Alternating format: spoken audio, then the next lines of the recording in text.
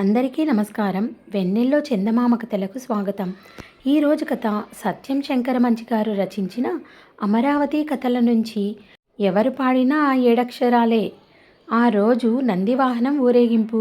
స్వామి విగ్రహాన్ని వాహనం మీద వేంచేపు చేశారు. అర్చకులు హారతి ఇచ్చారు. స్థానాచారులు వాయించండోయ్ భజంత్రీలు అన్నాడు. కానీ వాద్యగాలు వాయించరే. పండగ రోజులు కాబట్టి జోడు సన్నాయి వాద్యగాలు వచ్చారు. అందులో ఒక్కడూ వాయించలేదు. ఓరి మీ దుంపతెగా, మీకేమొచ్చిందిరా, వాయించండ్రా అని ఎవరో అరిచారు. వాళ్ళు వినిపించుకోలా. పానకాలు పరమేశు సన్నాయి కర్రలు పక్కన పెట్టి వాదించుకుంటున్నారు. సంగీతాన్ని గురించి పెద్దగా కేకలేసుకుంటున్నారు. ఏంటోయ్ నువ్వు వాయించేది అన్నాడు పానకాలు. నువ్వేంటోయ్ వాయించేది అన్నాడు పరమేశు. నీకు సన్నాయి కర్రకి బొక్కలెన్నో తెలుసట్రా? నీకు పీక నోట్లో పెట్టుకోవడం తెలుసట్రా? అరే, నువ్వు నీ గురువు నా కాలు కింద నుంచి దూరిపోవాలరా షంషేర్ తొడచరిచాడు పానకాలు. నా గురువునంటావురా? తిరగబడ్డాడు పరమేశు. ఇద్దరూ కలియబడ్డారు. సన్నాయి కర్రలతో మోదుకున్నారు, గుద్దుకున్నారు, కింద పడి కుమ్ముకున్నారు. రొప్పుకుంటూ రోజుకుంటూ కసిగా తన్నుకున్నారు. జనం విడదీశారిద్దరినీ. చెరోవైపు పట్టుకున్నారు. నెత్తురోడుతున్నా ఢీకొనడానికి సిద్ధంగా ఉన్న పొట్టేళ్ళలా ఉరుమురిమి చూసుకుంటున్నారు పానకాలు పరమేశు. స్థానాచారులు మధ్యకొచ్చి, మీరు పడి చావా, ఊరేగింపు బయలుదేరాలి, వాయించండ్రా అన్నాడు. ఉండండి, వాడు వాయించేది వాడు గురువు దగ్గర నేర్చుకున్నాడంట, నేను నేర్చుకోలేదంట. ఎవడు వాయించినా ఆ ఏడచ్చరాలే కదండి అన్నాడు పానకాలు. పరమేశు ఊగిపోతూ, ఏడచ్చరాలు కాదురా, మూడచ్చరాలు వాయించి చూస్తాను అన్నాడు. ఏడో మూడో ఏదో వాయించి ఏడవండ్రా అని అరిచాడు వాహనం దగ్గరున్న అర్చకుడు. ఎట్టకేలకు పానకాలు పరమేశు సన్నాయి కర్రలు చేతపట్టారండి. ఇహ చూడండి, వాళ్ళు వాయించారు. పానకాలు వీరంగం వాయిస్తే పరమేశు నైవేద్యాలు జరిగేటప్పుడు వాయించే వరస వాయించాడు. ఉన్న ఒకే ఒక్క డోలు వాయిద్యగాడు ఎవరికి వాయించాలో తెలియక కుడి పానకాలకి ఎడమ పరమేశుకు బాదడం మొదలెట్టాడు. తాళం వాడిష్టం వచ్చినట్టు ఇంకెవడికో తాళం వేస్తున్నాడు. మీ వాద్యాల సంగతి నాకనవసరం అని శంభులింగం భయ్యమని శంఖం పూరించాడు.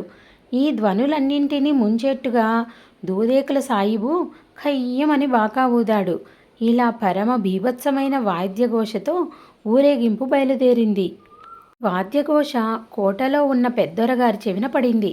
దొరగారు గుమస్తాని పిలిచి, రుంజాలు, కొమ్ముబూరలు, తప్పెట్లు వినిపిస్తున్నాయి, ముత్యాలమ్మ జాతర జరుగుతోందా అని అడిగారు. 3 అడుగుల చదరం పీటలు 200, 100 వడ్డన పల్లాలు, 50 గరిటలు, 40 గంగాలాలు, 30 పట్టెమంచాలు, వాటి మీదకి 60 పరుపులు, 100 బాలీసులు. తన జమీందారీ బంధువర్గం అంతా ఒకనాడు అమరావతి వస్తారని, అప్పుడు అవసరమైన సామాగ్రికి వెతుక్కోనక్కర్లేకుండా సర్వ సంభారాలు తయారు చేయించి 6 గదుల నిండా పేర్పించిన తర్వాత తమ పూర్వుల చిత్రపటాలన్నీ 3 కాపీలు తీయించి మరో గదిలో నింపి కోటలోని మిషన్ పెట్టి 25 సిల్కు లాల్చీలు కుడుతున్న దర్జీ సంజీవరావును చూస్తున్న దొరగారికి ఆ మిషను మోత మరీ మరీ వింటుంటే ఇందాక వినిపించిన గందరగోళం మళ్ళీ జ్ఞాపకం వచ్చింది. ఇందాక మన గుళ్ళో మేళమే అన్నారు పెద్దొరగారు గుమస్తాతో. అంటే దాని వివరం చెప్పమని. అప్పుడు గుమస్తా, అయ్యా, తమ పూర్వీకులు అందరికీ మాన్యాలిచ్చారు కదా. సన్నాయి వాయించే వాళ్ళకి 12 ఎకరాలు, డోలుకి 12 ఎకరాలు, శంఖానికి 12 ఎకరాలు, తాళానికి 12 ఎకరాలు, బాకాకి 12 ఎకరాలు, ఇలా వచ్చిన భూముల్ని వాళ్ళంతా అనుభవిస్తూ కూర్చున్నారే గాని సంగీతం నేర్చుకోలేదండయ్యా అన్నన్నా అనుకున్నారో ఏమో తెలీదు. పెద్దొరగారు 4 రోజుల తర్వాత సన్నాయి వాయిద్యగాల కుటుంబంలో నుంచి వీరాస్వామి అనేవాణ్ణి ఎన్నిక చేసి తంజావూరు పంపించారు సంగీతం నేర్చుకో అని. అలా 5 సంవత్సరాల పాటు వీరాస్వామి సంగీత విద్య కోసం 10,000 రూపాయలు ఖర్చు పెట్టారు. శివరాత్రి వచ్చింది. తంజావూరు నుంచి వీరాస్వామి తిరిగొచ్చాడు. పెద్దొరగారు గుమస్తాని పిలిచి, రథోత్సవానికి ముందు వీరాస్వామి చేత కచేరీ పెట్టించండి అన్నారు. శివరాత్రి జనం కిక్కిరిసి ఉన్నారు. రథం ముందు వీరాస్వామి సన్నాయి కచేరీ కోసం రంగం సిద్ధం చేయబడింది. మామూలుగా అయితే ఒక్కసారి వచ్చి నమస్కారం పెట్టి వెళ్ళిపోయే పెద్దొరగారు ఆ రోజు కోట గుమ్మంలో కుర్చీ వేయించుకొని కూర్చున్నారు వీరాస్వామి కచేరీ వినడానికి. వీరాస్వామి తోడుగా ఇంకో సన్నాయి వాయిద్యగాన్ని తెచ్చుకున్నాడు. కచేరీ మొదలైంది. పక్క సన్నాయివాడు అందుకున్నాడు. వీరాస్వామి సన్నాయి పీక నోట్లో పెట్టుకొని పిప్పి అంటున్నాడు. దొరగారు మన వీరాస్వామి వాయించడేం అన్నారు. గుమస్తా మాట్లాడలేదు. వీరాస్వామి పీక నోట్లో పెట్టుకొని పిప్పి అన్నాడు. పక్కవాడు ఆలాపన పూర్తి చేశాడు. వీరాస్వామి పిప్పి అంటున్నాడు. పక్కవాడు కీర్తన అందుకున్నాడు. వీరాస్వామి పిప్పి. పక్కవాడు స్వరం వేస్తున్నాడు. వీరాస్వామి పిప్పి.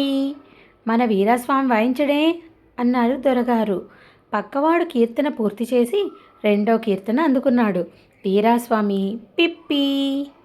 పక్కవాడు మూడో కీర్తన అందుకుంటే వీరాస్వామి ఇంకా పిప్పి అని సన్నాయి పీక సవరిస్తుంటే దొరగారు మళ్ళీ అడిగారు. తంజావూరులో 5 ఏళ్ళు నేర్చుకొచ్చాడు మన వీరాస్వామి వాయించడే.